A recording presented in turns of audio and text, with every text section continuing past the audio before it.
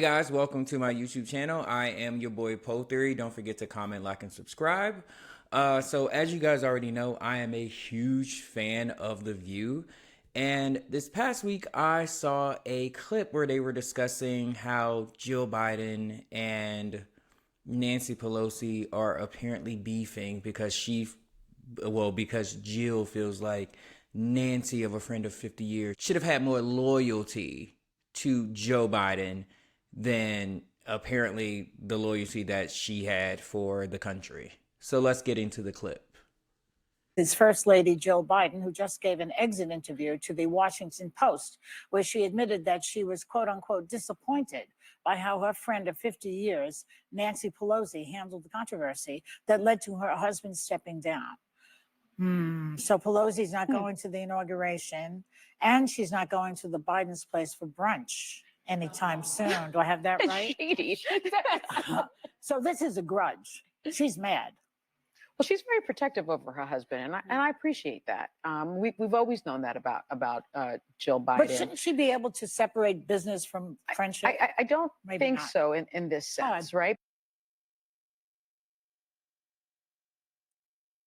I could not agree with Joy more. Jill should be able to separate business from friendship. This is not just a normal friendship. This is about the country and where the country will end up. And obviously, with the more we know about the internal polling that was hidden from us, hidden from the American people, it was much worse than what we thought it was. And the Biden administration and his campaign knew how bad it was, and they decided to still try to run this man, even though they knew how bad it was, even though they watched that horrible debate performance, they still wanted to keep him up there, thinking that he was the only one that could beat Trump. Because a 50-year friendship is a long time. What I will say is, my understanding is that Nancy Pelosi had a private meeting with Joe Biden and explained to him that she thought that he could not win. That's very different than the public thrashing that we saw from like a George Clooney and others. I thought that was very inappropriate. I did not like the way they treated our sitting president. And I think I don't understand why do people owe him any loyalty or any level of respect that is not aligned with the office. At the end of the day, no one should be kowtowing to this man's ego. We should be trying to make sure that this threat that everyone speaks so highly of, which is Donald Trump, who we're getting anyway, doesn't reach the office. It felt like everybody was worried more so about the man than the actual office.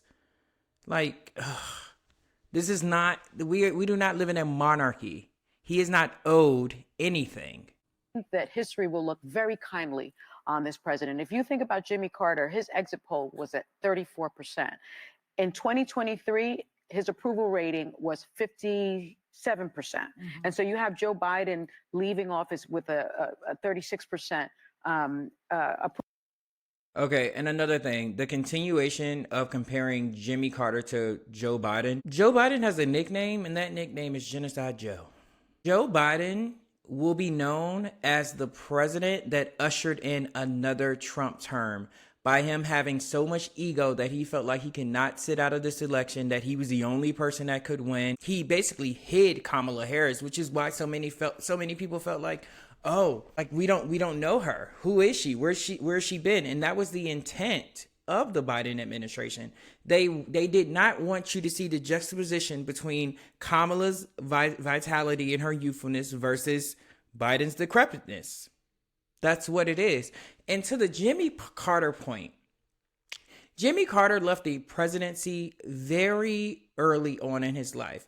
And so we've had, 40 plus years of him essentially dedicating his life to, Habitat Humanity, building homes for people, a lot of charity work, service to this country. So that's why his approval rating is so high now. He's had time. Biden ain't got time to reverse that legacy of what's happening in Gaza and how many people, as particularly on the left, are so upset with him and because he could not allow his ego to subside to do what's right for this country.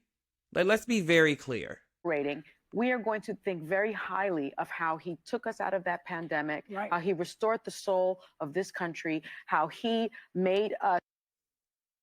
Okay, another point. When did Biden restore the soul of this country?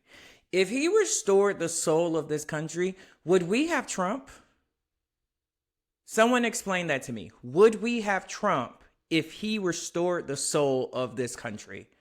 Again, a respected country with our allies. The economy and the economy is at an all-time high. And Donald Trump is about to be president again.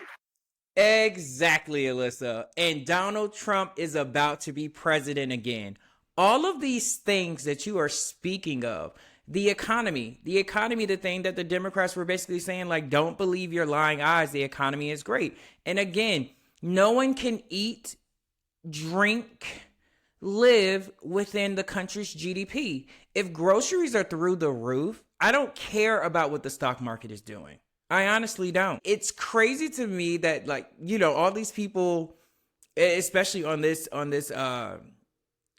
this table, they were so shocked that Kamala lost. But then when you hear the messaging that Sonny is giving, no one wants that. No one wants to hear that. And the infrastructure bill and how he tried his best to work across the aisle. And so, you know, I understand that Jill is upset. What you were saying about other people who, look, there were other people who had private conversations with Joe Biden. And we didn't keep hearing and reading leaks about those private conversations every time we turned on the TV or opened up a newspaper. She also went on TV and, you know, She did. And she did things. So I think that's the part that was hurtful. You know, Hakeem Jeffries went in there. Chuck Schumer went in there. And None of those conversations leaked. Not the biggest fan of Nancy Pelosi. And what's gagging me, they have always been huge fans of Nancy Pelosi. So if anyone tries to blame Nancy, this is the one time that I would say the majority of progressives is like, damn right, Nancy, get him out of here. Because Nancy does what? She wants to do what? She wants to win. Friendships and loyalty do matter, but in public service, I think there are moments where the country comes before your friendships. And could not agree more, Alyssa. 100% correct.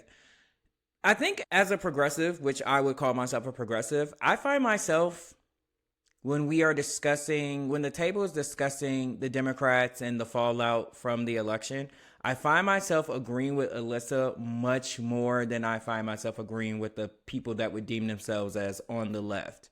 And it may not be, you know, from an honest place, but she is able to critique and give the very similar critiques that people on the left or the far left would give. And she's correct. 50-year friendship or not, the country should come first. And that's what Nancy Pelosi did. Joe Biden ran on Donald Trump as an existential threat to democracy. We will not recognize this country if he's back in office. Yet when people were going to him, people who care about him and are his lifelong friends saying, we have the data, you are not going to win. You're going to put us on a very different trajectory if you don't step aside. I think Nancy Pelosi is a hero for trying to being the one to step up and do it. It's always women, it seems like, who are like, sorry, reality check, this isn't working. And to be honest, if he had listened sooner and if his friends and close people around him had gotten to him sooner, I think Kamala Harris would have had a way better shot at winning rather than I did a video about this prior. There was internal polling months before, if I'm not mistaken, months before the actual debate that showed that with someone with this level of improvement, with someone with this approval rating, you're not going to win. His staffers knew that he was not all there mentally, that he did not have the stamina to run a new campaign. And they lied to the American people. Just like Alyssa just said, had they done it at the proper time, the right time, Kamala Harris would have had a lot more runway, and a lot more time to throw things at the wall and figure out what actually works. Or hey, how about have an actual primary? 90 days. Do you think that if Biden had run, in fact, that he would have beaten No, Trump? I do not think I that. And do. if you watched his exit speech, which was beautiful in content, there were moments where I had that same uneasy feeling. That's delusional. Joy says if Biden would have stayed in, he would have won. These people are delusional if they think Biden would have been able to win that election. Like, delusional. as a person who actually loves him and my politics align more with him. I voted for him and I still watched and kept waiting for him to misspeak because he was jumbling his words. No, I don't think he would have won. But his being there eliminates the misogyny and the racism that was part of this election. But I think Joy. I think what you're saying, Alyssa, is important. Listen, I'm a black gay man, so I will never discount racism, homophobia, sexism, misogyny, patriarchy, any of those things. But let's be very clear. There was an article that came out that said there were about 18 million voters that voted for Biden in 2020, just did not come out in 2024. Those 18 million voters did not vote for Trump. So that kind of shows that, hey, I kind of just don't want any of you guys because neither one of you guys are speaking to who I am. If misogyny and racism played that huge of a part, I think Trump would have gotten a bigger share of the popular vote, even though he did win the popular vote. But that's not to say that none of those things existed, because I do believe they existed. Trust me, they existed. Because we talk all the time about Donald Trump and all the way